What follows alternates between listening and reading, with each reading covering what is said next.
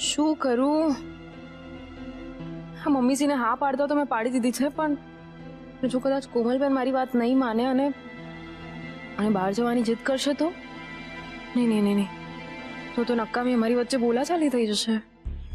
હે ભગવાન.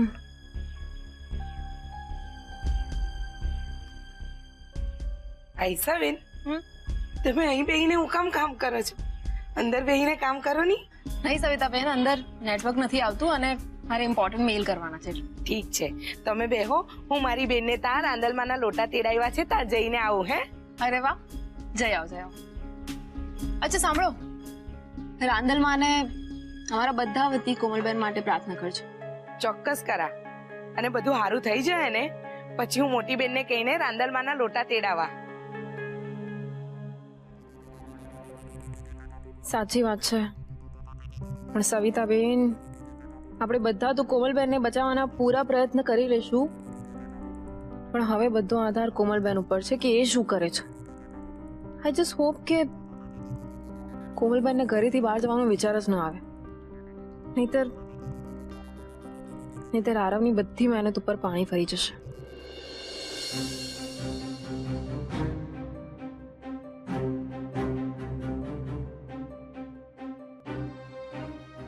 Thank God હોલમાં કોઈ નથી, એટલે મારે કોઈને કઈ જવાબ નહીં આપવો પડે.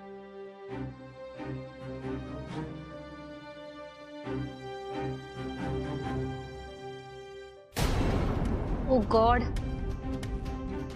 ભાભીની સામે ઘરની બહાર નીકળીશ તો એ મને પૂછે જ કે હું ક્યાં જાઉં છું અને શું કામ જાઉં છું. હું શું જવાબ આપીશ?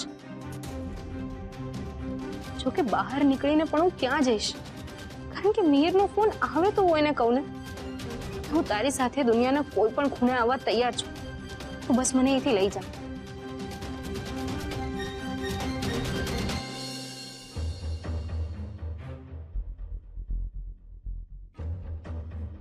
બહુ સમય વીતી ગયો આરવ. આ છોકરો પણ કમાલ કરે છે. પેલા કોમલને ફોન કરીને હેરાન કરતો હતો, હવે જયારે ખરેખર ફોન કરવાનો છે ત્યારે ફોન જ નથી કરતો. માં, તું એક કામ કર, તું છે ને રૂમમાં જઈને આરામ કર, હું અહીંયા મોબાઈલ પર વોચ રાખું છું. માં, મિહિરનો ફોન આવશે એટલે હું તને બોલાવીશ. હા ઠીક છે. માં, બોલ ને બેટા. માં, તને એવું નથી લાગતું કે આપણે હજી એકવાર વિચારવું જોઈએ? તને જરૂર લાગે છે? હા, કારણ કે આપણે બહુ મોટું પગલું ભરવા જઈ રહ્યા છે. જો કદાચ દાવ ઊંધો પડી ગયો ને તો આપણે કોમલને હંમેશા માટે ગુમાવી દઈશું. આપણે સતર્ક રહેશું ને તો નહીં ગુમાવીએ. જે ઉંદરને પકડવા આપણે પાંજરે રોટલીનો ટુકડો બાંધીએ છીએ ને, એ મિહિરને પકડવા આપણે આખું છટકું ગોઠવ્યું છે. અને એને લલચાવવા આપણે માત્ર રોટલીનો ટુકડો નહીં, આ માલ મિલકતના નામે આખો રોટલીનો થપ્પો મૂક્યો છે. એટલે આવશે તો જરૂર. ચલ, માન્યું કે એ લોકો આવશે અને આવીને આપણે જે ઓફર મૂકવા માંગીએ છીએ એ ઓફર જો એમણે સ્વીકારી લીધી ને તો આપણે ખરેખર રસ્તા ઉપર આવી જઈશું. આટલું જોખમ તો આપણે લેવું જ પડશે આરવ.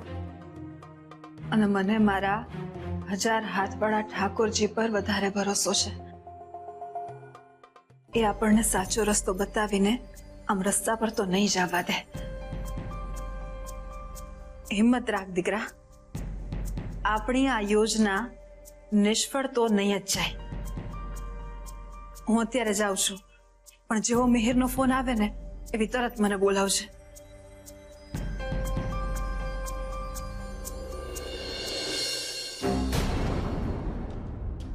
OMG, આ ભાભીને પણ હમણાં જ નીચે ઉતરવું હતું. આ કોકિલા મહેતા નામનું ચેકપોસ્ટ પાર કરીને જવું ટફ પડશે મારા માટે.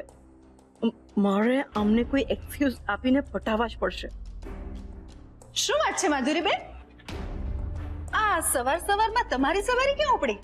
એકચ્યુઅલી ભાભી, બહુ દિવસથી બહાર નથી ગઈ ને, તો આમ બહુ જ લો ફીલ થતું હતું. તો આઈ થોટ કે મારી ક્લોઝ ફ્રેન્ડ સાથે કોફી પીવા જાઉં. યુ નો, થોડો મૂડ ફ્રેશ થઈ જાય. આવા કાળા તડકામાં અમને ફ્રેશ થવા જવું છે. પણ તમે ચિંતા ના કરતા, હું કલાકમાં આવી જઈશ. ભલે ભલે જઈ આવો. બાય. મારે અત્યારે જ આરવને માધુરીબેનની પાછળ મોકલવો પડશે. નક્કી મિહિરને મળવા જ જઈ રહ્યા છે. આરવ હા માં. જલ્દી નીચે આવ. શું થયું માં? તું કેમ આટલી ટેન્શનમાં છે? આરવ માધુરી ફેબા હમણાં જ બહાર ગયા છે. તું જાને એની પાછળ જો ને ક્યાં જાય છે. વોટ યુ મીન કે હું એમને ફોલો કરું? હા મને એવું લાગે છે કે મિહિરને મળવા ગયા છે. બહુ આગળ નીકળી જાય ને એ પહેલા જો તો ભાગ જલ્દી. અને સાંભળ તારો મોબાઈલ લઈને જાજે. મોબાઈલ? અરે માં, હું જો મોબાઈલ લઈને જઈશ ને તો આપણે પેલું રેકોર્ડિંગ નહીં સાંભળી શકીએ. એક કામ કર મોબાઈલ અહીં જ રહેવા દે. મિહિરના ફોનને હું રાહ જોઈશ. અને તું છે ને આયશા બહાર જ બેઠી છે એનો ફોન લઈને જા.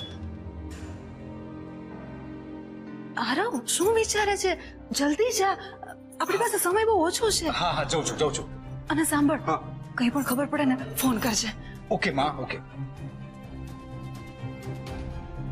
આ મિહિરને તો હું પહોંચી વળીશ પણ સૌથી પહેલા મારે કોમલની સલામતીની વ્યવસ્થા કરવી પડશે. હેલો, જય શ્રી કૃષ્ણ હિનાબેન. જય શ્રી કૃષ્ણ કોકિલાબેન. શું વાત છે? આજે ઘણા દિવસે અમારી યાદ આવી? હા બેન, પરિસ્થિતિ જ એવી ઊભી થઈ છે. તમે પણ વિચારશો કે આ કોકિલાબેનને ગરજ પડી એટલે મને યાદ કરી. હા, તમે શું બોલો છો? અને શું વાત છે? તમે જરા ટેન્શનમાં લાગો છો મને.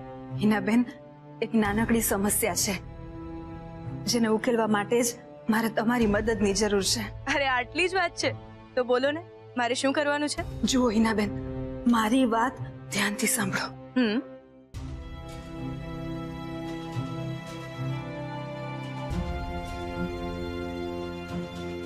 ઠીક છે. હું તો આવી ગઈ છું ટાઈમસર. બસ હવે આવી જવો જોઈએ.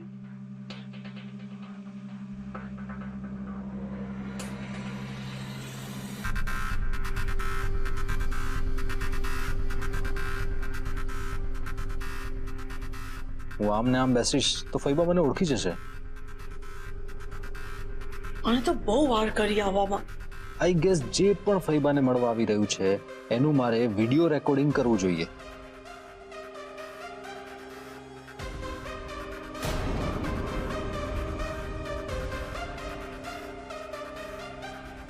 પરફેક્ટ એંગલ છે.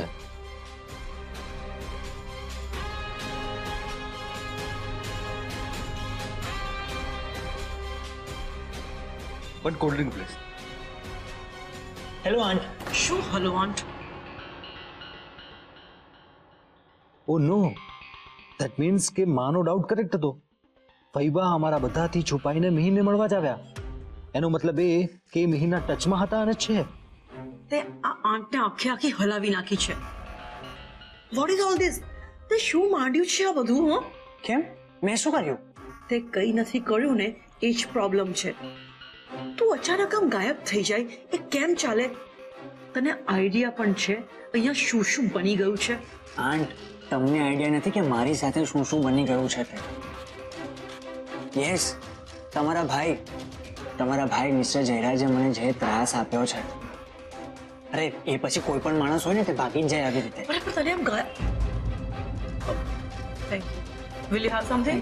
ના, મારે નથી. Thank you. તને આમ ગાયબ થઈને કઈ નહીં મળે.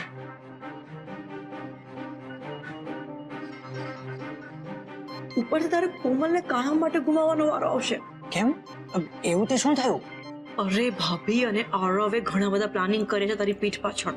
પ્લાનિંગ? શું પ્લાનિંગ? એ તને બધું હું પછી કહીશ. આ બધું શૂટ તો થઈ રહ્યું છે પણ કંઈ સંભળાઈ નથી રહ્યું. મારે કંઈક કરવું પડશે. લાગે છે હવે મારે એન્ટ્રી મારવી જ પડશે. પણ મારી વાત તું માન. અત્યારે આજે ને આજે કોમલને લઈને ચાલી જા. નહીતર આ લોકો કોમલનું બ્રેન વોશ કરી નાખશે અને કોમલથી કાયમ માટે તને